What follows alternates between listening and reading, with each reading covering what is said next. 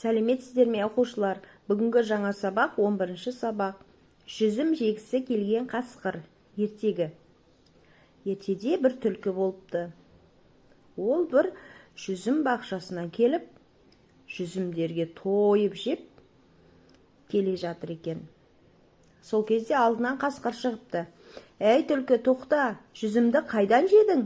Тез айт, әйтпесе өзіңді жайратамын» дейді. Түлкі қорқып кетеді. «Ойбай Қасеке, жүріңіз, анау бақтың ішінде жүзім толып тұр. Кеттік, сізге көрсетейін» дейді.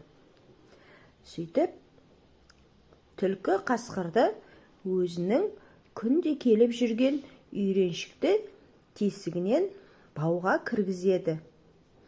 Қасқыр кіре сала ашқарақтанып жүзімге әбден тояды.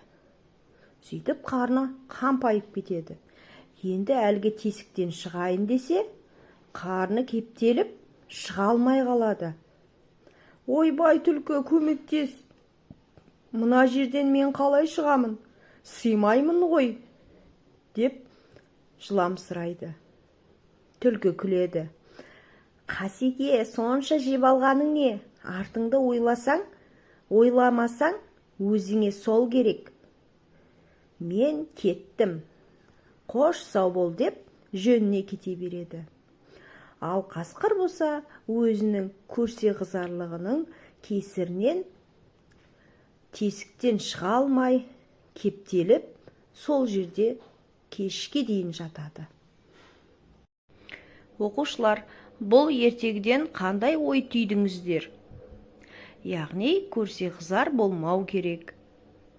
Және қанағатшыл болу керек. Егер қанағатсыз, көрсе қызар болсаң, онда артынан өзің өкінеді екенсің. Оқушылар, каналға тіркеліп, достарымызды шақырайық.